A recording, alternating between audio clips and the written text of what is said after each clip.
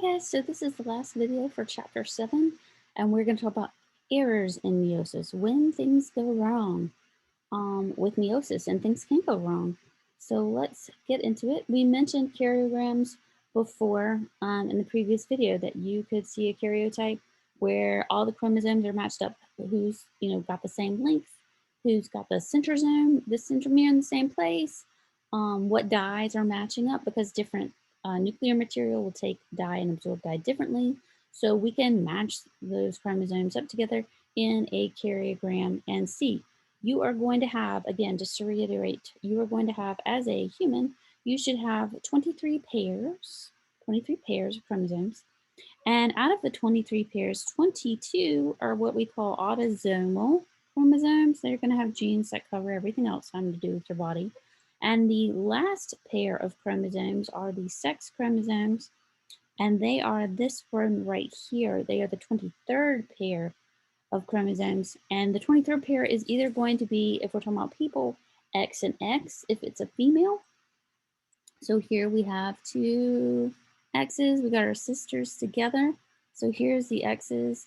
And in this karyotype over here, we have, here's our 23rd pair.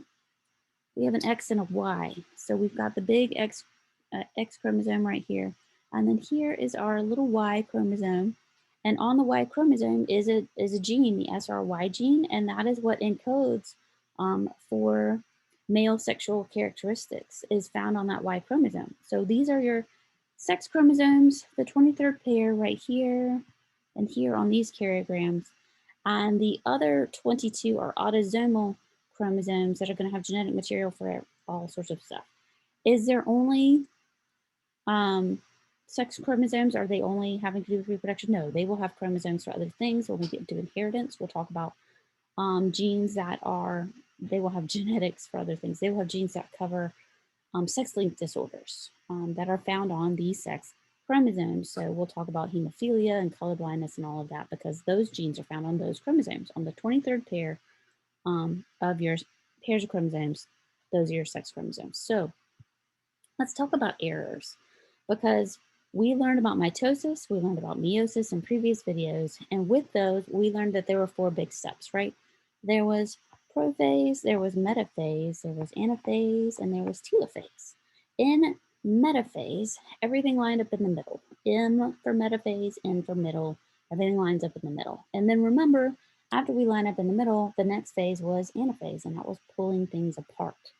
So non-disjunction happens when there's some sort of error along in there. Maybe the spindle fibers didn't attach correctly. Something happened that allows the chromosomes to not split evenly. And so we end up with one of them, they both go over to one side, not the other. So if a cell has the proper numbers of chromosomes, it's euploidy. If you have the proper number of chromosomes, it's euploid.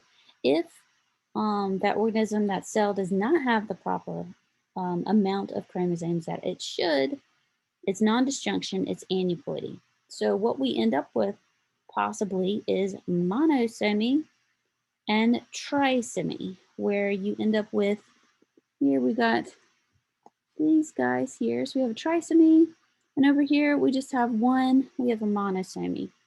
This is tri, and this is mono. And this can happen as a result of an error happening at meiosis 1 or meiosis 2, because remember, meiosis 1 and meiosis 2 both go through prophase, metaphase, anaphase, and telophase, both of them. So we can have this error happen at any step along the way. In meiosis 1, it can happen, or meiosis 2, it can happen as they split apart, going from metaphase to anaphase and splitting apart. So monosomy ends up with just 1 instead of 2, and trisomy, you have an extra chromosome. Monosomy, you're lacking it. Trisomy, you have an extra. Oftentimes with trisomy, the embryos, those babies, usually don't make it when you have a trisomy. It's usually fatal. There are certain chromosomes, and we're going to talk about it, where the trisomy that gives you a double dose, you're getting too much of something, is still survivable. And with that trisomy, that is trisomy 21. So here are our chromosomes loaded up in our karyotype, and here's trisomy 21. We can see there is a third chromosome there where normally there should just be two. So trisomy 21 leads to Down syndrome.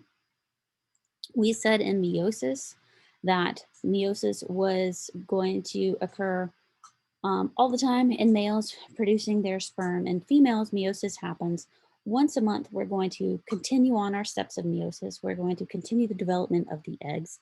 And we move from metaphase that it got locked up in, and we move to after metaphase is anaphase, right? So as we do this, as the eggs age and undergo development of meiosis, we see that the chance of non-disjunction happening increase dramatically. As mother's eggs age, you can see it, it goes up like a J curve exponentially here. As mother gets past 35 and advanced maternal age, which I'm above 35, so to me 35 does not seem very old, but for, y'all 35 may be ancient. But 35, as far as maternity and eggs and undergoing meiosis, 35 is where it starts to be concerning. We can see 40, and then at 45, it looks very much higher than it did if you were 15 years younger at age 30. And again, this is non-disjunction that happens in meiosis when it goes from metaphase, where everybody's lined up together, to anaphase, and those chromosomes split. So we have a handy dandy animation here that can walk you through those steps and exactly what happens to get up with trisomy 21. And then I also have this little video here. I think it's a couple years old. I think it may be 2018.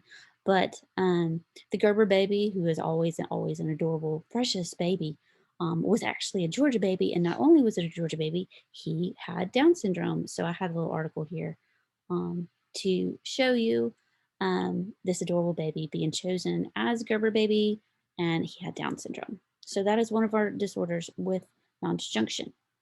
Another disorder we can have is where if we have two X's, those two X's are coding for similar traits, right? That chromosome has those genes that are going to code for those traits. And in cats specifically, cats' coat color is on the X chromosome for them. So we might have something called X inactivation. They are going to inactivate that X chromosome and keep one of them. And they're going to keep the one, inactivate the other one. When they inactivate it, it's called a bar body. And so if you have a cat at home and you see a cat that has multicolors, it is a calico or it is a tortie, like we've got here. Um, those are females. You know they're females because they have these color patterns, and that's a result of those X inactivations, where some cells will keep black and some cells will produce orange coat colorations and some will produce white coloration.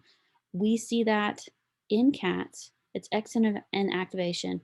Here is another handy um, website that walks you through the steps of why you see this in cats and what that bar body is. It's an inactivated X chromosome, and it's randomly. It's not the same one. Again, it's not the same one in every cell, and that's why you get these 3 different coat colors in a calico or a tortoiseshell cat because they have 2 X's and they randomly assign the bar bodies, and you'll see this really cool coat color pattern.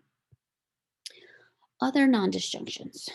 We said that trisomies, trisomy 21 for Down syndrome could occur. We can also have trisomies on chromosome 23.